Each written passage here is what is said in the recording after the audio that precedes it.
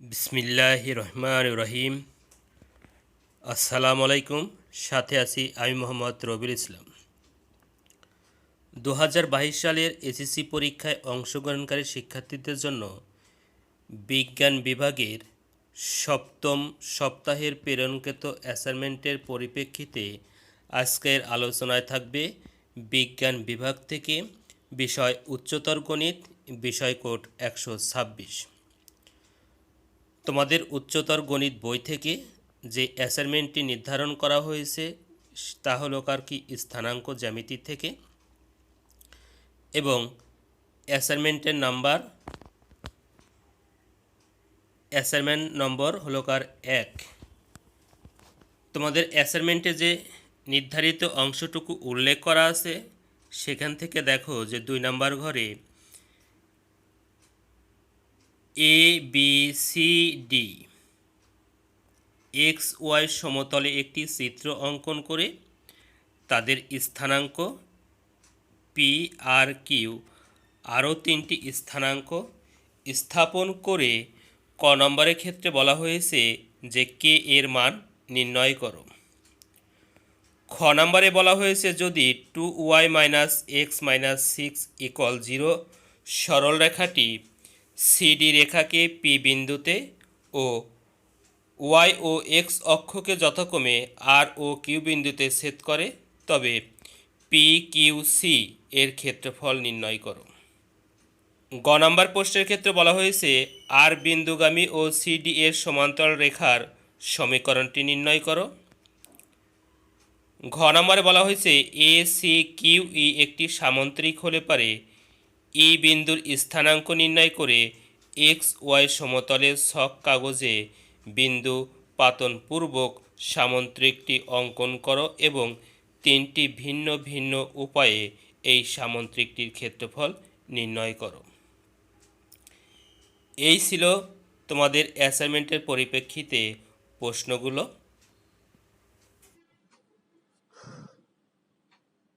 SSC 2022 শিক্ষার্থীর জন্য বিষয় উচ্চতর গণিত, বিষয় কোড 126।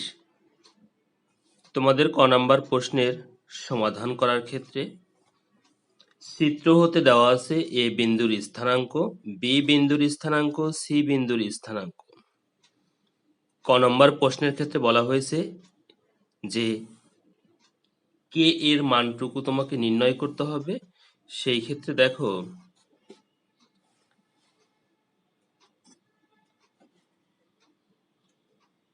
এসি রেখার সমীকরণের ক্ষেত্রে আমরা লিখতে পারি x - x1 divided by x1 - x2 equal y - y1 divided by y1 - y2। এখানে x1 x2 y1 y2 যেখানে আমরা a আর c এর ক্ষেত্রে আমরা মানগুলোকে বসিয়ে প্রদত্ত একটি অংশ আমরা পেয়েছি। যেহেতু বলা হয়েছে এসি রেখার সমীকরণ, তাহলে x1 হবে এখানে 10 এবং x2 হবে এখানে হলো কি 8, y1 হবে হলো কি 8 আর y2 হবে হলো কি 0। সেই অনুযায়ী আমরা এখানে মানগুলোকে বসিয়ে দিয়েছি।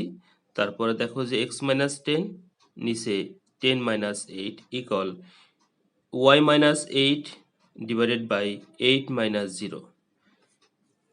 x - 10 থাকে, 10 থেকে 8 বাদ দিলে পরে 2 থাকবে ইকুয়াল y - 8, 8 থেকে 0 বাদ দিলে 8 থাকবে। আর গুণ করে দিলে 8 into x - 1 equal 2 into y - 8। 8 দ্বারা গুণ করলে 8x মাইনাস 8 10 80, 2y ইকুয়াল 8 দুগুণে 16।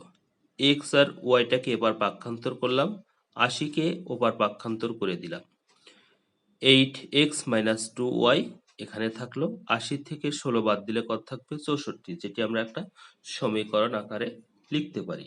তাহলে এই সমীকরণটি এখন দেখো যে বি এর ক্ষেত্রে যে স্থানাঙ্কটি দেওয়া ছিল যে কে, 4 বিন্দুটি 1 নং রেখার উপর অবস্থিত, 1 নং রেখার উপর অবস্থিত হলে পরে আমরা লিখতে পারি যে এখানে দেখো যে এক্স এর মান হলো কার কি কে, ওয়ার মান হলো কার কি 4। তাহলে এই উক্ত 1 নং সমীকরণে এক্স এর পরিবর্তে আমরা কে লিখব, ওয়ার পরিবর্তে আমরা 2 লিখব। তাহলে আমরা লিখতে পারি 8k মাইনাস 2 গুণন 4 ইকুয়াল 64। 8k থেকে গেল, 4 দুগুণে 8টাকে আমরা পাক্ষান্তর করে দিলাম, 8k ইকুয়াল 64 প্লাস 72, 8 ইকুয়াল 72। তাহলে কে রেখে 72কে আমরা 8 দ্বারা ভাগ করলে আমাদের কে এর মান কত আসলো 9। এই ছিল আমাদের ক নম্বরে কে এর মান নির্ণয়। খ নাম্বার প্রশ্নের সমাধান করার ক্ষেত্রে চিত্রে দেওয়া আছে এ বিন্দুর স্থানাঙ্ক, সি বিন্দুর স্থানাঙ্ক, ডি বিন্দুর স্থানাঙ্ক। যেহেতু উল্লেখিত খ নম্বরে যে একটি সমীকরণ দেওয়া আছে 2y minus x minus 6 equal 0, সরল রেখাটি সিডি রেখাকে পি বিন্দুতে এবং ওয়াই ও এক্স অক্ষকে যথাক্রমে আর এবং কিউ বিন্দুতে ছেদ করে, সুতরাং এ কিউ রেখার সমীকরণই হবে হলো কার কি উক্ত সমীকরণ, যেটাকে আমরা 1 নং সমীকরণ হিসাবে চিহ্নিত করব। তোমরা একটু চিত্রটাও ভালো করে দেখে নিও।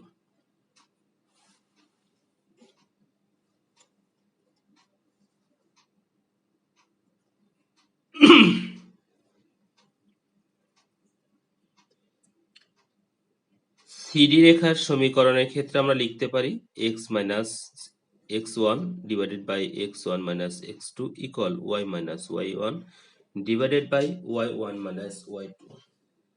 অর্থাৎ সি এবং ডি এর ভিতরে আমরা x1 x2টাকে মিল করে x মাইনাস 8 পেয়েছি, divided by 8 minus 2 equal y minus 0 পেয়েছি, 0 মাইনাস 6 পেয়েছি। তাহলে x থেকে 8, x মাইনাস 8, 8 থেকে 2 বিয়োগ করলে কত হবে 6, y থেকে 0 বিয়োগ করলে y মাইনাস 6 থাকে।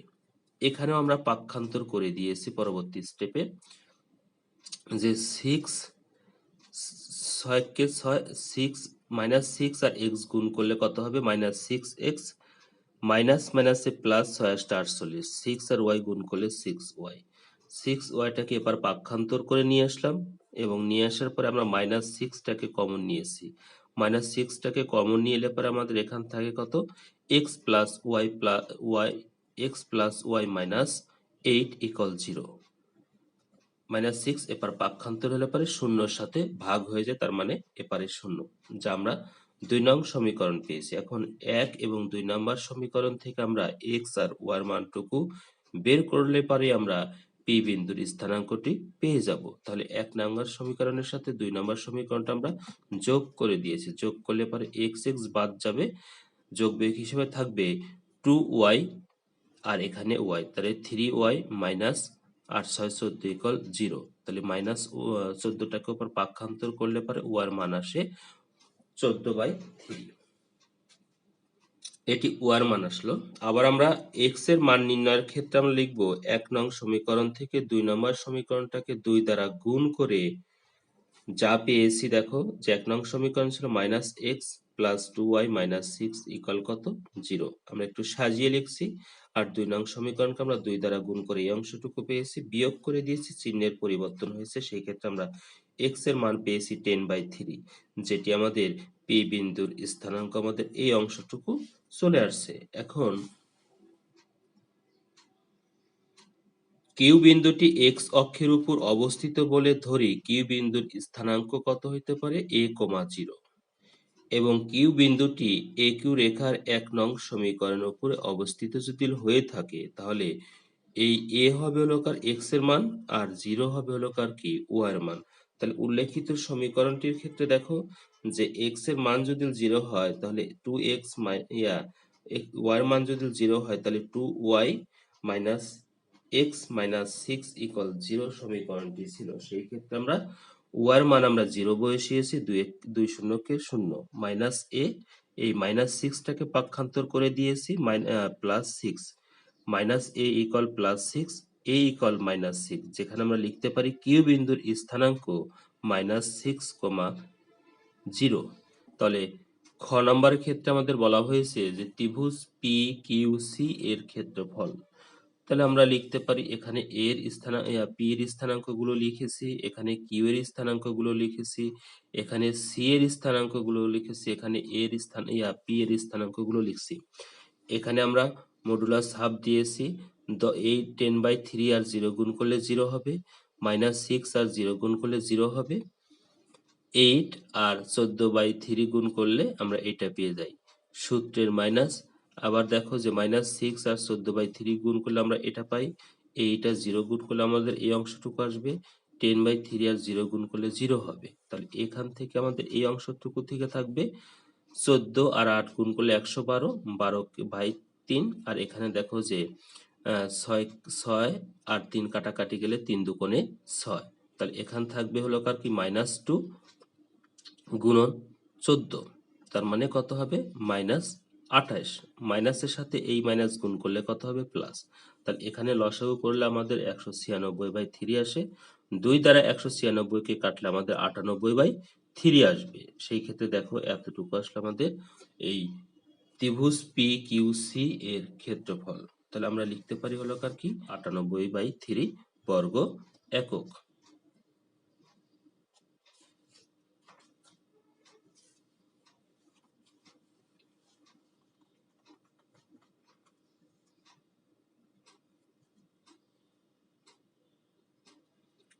গ নং প্রশ্নের সমাধানের ক্ষেত্রে দেখো যে উল্লেখিত চিত্রটি আমরা যদি এভাবে দেখাই এক্স ওয়াই সমতলে, তাহলে চিত্র থেকে আমরা পাবো সির স্থানাঙ্ক ডি এর স্থানাঙ্ক। তাহলে সিডি রেখার ঢাল যা আসলো, আমরা ঢাল নির্ণয়ের ক্ষেত্রে যে সূত্রটুকু জানি y2 - y1 divided by x2 - x1। এখানে আমাদের y2 এর মান হলো কার কত 6, y1 এর মান হলো কার কি 0, তাহলে 6 থেকে 0 বাদ দিলে কত হবে 6ই হবে। আর x2 হলো কার 2 আর x1 হলো কার কি 8, 2 থেকে 8 বাদ দিলে কত আসবে -6। তাহলে 6 আর 6 কেটে গেলে 1 থাকবে, অর্থাৎ -1, অর্থাৎ সিডি রেখার ঢাল আসলো -1। এখন দেখো যে নিচকার অংশটুকুর ক্ষেত্রে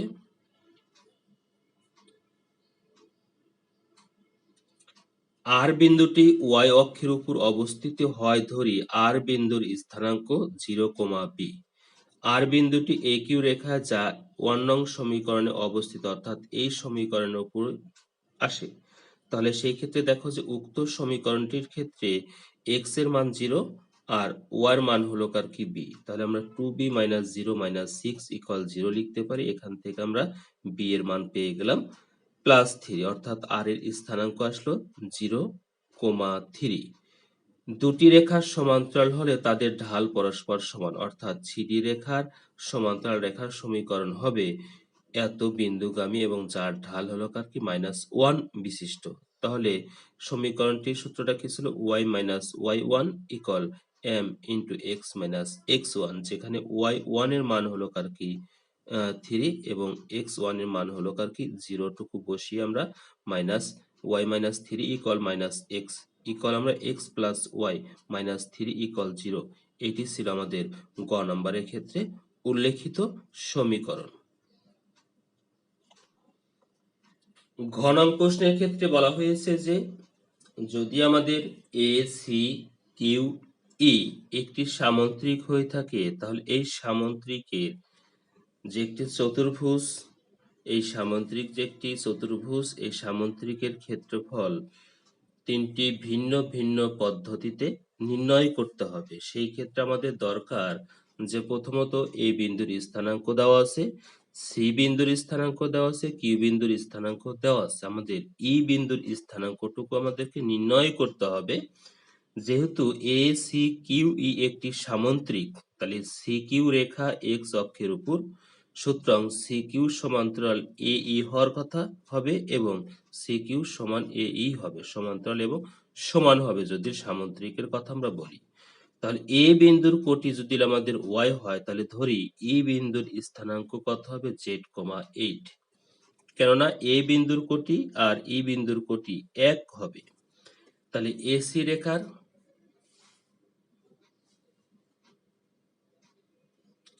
রেখার ঢাল কত আসবে 0 - 8 / 8 - 10, -8 -2 যোগ বিয়োগ করলে মাইনাস মাইনাস ভাগ আকারে কেটে গেল, থাকবে 4। অর্থাৎ এসি রেখার ঢাল আসলে আমাদের m1 = 4। আবার কিউই রেখার ঢাল m2 যদি আসে তাহলে 8 - 0 ডিভাইডেড বাই z প্লাস 6, অর্থাৎ 8 বাই z প্লাস 6। আমরা জানি উভয় অক্ষের ঢালগুলো পরস্পর সমান হবে, তাহলে আমরা প্রথম ঢাল ছিল হলো কার কি 4, দ্বিতীয় ঢাল হলো কার 8 বাই z প্লাস 6, যা আমরা এই অংশটুকু বসিয়েছি। আর আর গুণ করলে আমাদের কত হবে, 4 আর z গুণ করলে 4z, 4 আর 6 গুণ করলে 4 ছক 24 ইকুয়াল 8। 4z ইকুয়াল 8 মাইনাস 24, তার মানে 4z ইকুয়াল -16, z ইকুয়াল -16 কে 4 দ্বারা ভাগ করলে -4, অর্থাৎ ই এর স্থানাঙ্ক আসলো -4,8। আমরা xy সমতলে যদি আমরা A B C Q E, আমরা xy সমতলে যদি এ সি কিউ ই এই চারটি বিন্দু চক কাগজে এক্স ও ওয়াই অক্ষ বরাবর এক ঘরের মান 1 একক ধরে এ সি কিউ ই বিন্দুগুলি যোগ করি, তাহলে নিচের চিত্রের মতো একটি সামন্ত্রিক পেয়ে যাব। নিচের তিনটি ভিন্ন পদ্ধতিতে চিত্রটির ক্ষেত্রফল নির্ণয় করি। প্রথম পদ্ধতি হলো কার ই আর সি যোগ করে, তাহলে দেখো যে এ সি ই একটি ত্রিভুজ হলো, আর সি কিউ ই আরেকটি ত্রিভুজ, তাহলে আমরা টোটাল অংশটুকুর ক্ষেত্রফল প্রথম পদ্ধতিতে এ সি কিউ ই এর ক্ষেত্রফল আমরা লিখতে পারি যে দুটি ত্রিভুজের ক্ষেত্রফলের যোগফল। আমরা জানি ঘড়ির কাঁটার বিপরীত দিকে যে সূত্রটুকু আছে এ সি ই, এই অংশ হলো কার এর স্থানাঙ্ক, এই অংশ হলো কার কি সির স্থানাঙ্ক, এই অংশ হলো কার ইর স্থানাঙ্ক, আর এই অংশ হলো কার এর স্থানাঙ্ক, প্লাস এই ত্রিভুজের ক্ষেত্রফলের ক্ষেত্রে হাফ পরম মান, সির স্থানাঙ্ক, ই এর স্থানাঙ্ক, সি এর স্থানাঙ্ক, ই এর স্থানাঙ্ক, কিউ এর স্থানাঙ্ক, আর এটা হলো কার কি আমাদের সি এর স্থানাঙ্ক। তাহলে দেখো যে এখানকার ক্ষেত্রে হাফ থেকে গেল, পরমাণু থেকে গেল, 10 আর 0 গুণ হলে পারে 0, 8 আর 8 গুণ করলে 64, -4 আর 8 গুণ করলে 32, সূত্রের মাইনাস 8 আর 8 গুণ করলে 64, -4 আর 0 গুণ করলে 0 হবে, 10 আর 8 গুণ করলে কত হবে 80। তাহলে এই অংশটুকুর কাজ আমরা এতটুকু করে এতটুকু পেয়েছি, তারপরে প্লাস হাফ এই অংশটুকু, 8 আর 0 গুণ করলে 0, -6 আর 8 গুণ করলে 48 হবে, -4 আর 0 গুণ করলে আমাদের কত হবে 0 হবে, মাইনাস সূত্রের -6 আর 0 গুণ করলে 0, -4 আর 0 গুণ করলে 0, 8 আর 8 গুণ করলে কত হবে 64 হবে। এখানে আমরা 64 আর 32 বিয়োগ করে আমরা কত পেয়ে গেলাম 32, আর এখানে 64 আর 80 যোগ করলে 144, আগে মাইনাস ছিল, প্লাস এখান থেকে দেখো যে হাফ, এই অংশের ক্ষেত্রে -48, আর এখানে থাকবে হলো কার কি -64, তার মানে এখানে কাজ করলে আমাদের 144 থেকে 32 বিয়োগ করলে -12, হাফ প্লাস হাফ -12। তাহলে আমরা জানি পরম মান যখন উঠে যাবে তার ভিতরে ধনাত্মক থাক ঋণাত্মক থাক রাশিটির মান ধনাত্মক হবে। তাহলে 2 দ্বারা 112কে কাটলে কত হবে 56, এখানকার অংশটাকেও 2 দ্বারা 12কে কাটলে 112কে কাটলে কত হবে 56, অর্থাৎ 56 আর 56 যোগ করলে কত আসবে 112 বর্গ একক। অর্থাৎ প্রথম পদ্ধতিতে ত্রিভুজটির ক্ষেত্রফল, প্রথম পদ্ধতিতে উক্ত অংশটির ক্ষেত্রফল আসলো কত 112। দ্বিতীয় পদ্ধতির ক্ষেত্রে দেখো যে এ সি কিউ ই এর ক্ষেত্রফল হাফ, এর স্থানাঙ্ক, সি এর স্থানাঙ্ক, কিউ এর স্থানাঙ্ক, ই এর স্থানাঙ্ক, এর স্থানাঙ্ক। তাহলে আমরা হাফটাকে রেখে পরম মানটাকে রেখে 10 আর 0 গুণ করলে 0, 8 আর 0 গুণ করলে 0, -6 আর 8 গুণ করলে -48, -4 আর 8 গুণ করলে -32, সূত্রের মাইনাস 8 আর 8 গুণ করলে 64, -6 আর 0 গুণ করলে 0, -4 আর 0 গুণ করলে 0, 10 আর 8 গুণ করলে কত হবে 80। আমাদের হাফ থেকে গেল, এখানে আসবে হলো কার কি -48 আর -32 -80। আর এই অংশটুকুতে থাকবে 64 80 যোগ করলে 144, তার আগে কত হবে মাইনাস, তাহলে মাইনাস 144 আর 80 যোগ করলে কত হবে মাইনাস 224। পরম মানটুকু উঠে গেলে পরে মাইনাসটা কি হয়ে যাবে প্লাস হয়ে যাবে, তাহলে 2 দ্বারা 100, 224 কে কাটাকাটি করলে ভাগ করলে কত আসবে 100।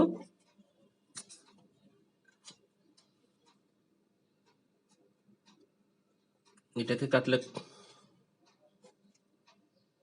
112 আসবে। তাহলে আমাদের অ্যান্সার আসলো 2 দ্বারা যখন কেটে দিব তখন 112 বর্গ একক, অর্থাৎ উল্লেখিত অংশটুকুর ক্ষেত্রফল দ্বিতীয়টার ক্ষেত্রে 100 আমরা 12 পেয়েছি। এখন তৃতীয় পদ্ধতির ক্ষেত্রে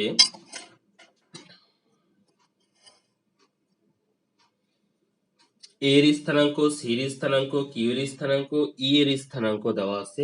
সেই ক্ষেত্রে আমরা ধরে নেই এসি রেখার দৈর্ঘ্য আমরা যদি আমরা নির্ণয় করি, এসি রেখার দৈর্ঘ্য আমরা এই অংশটুকু পাবো।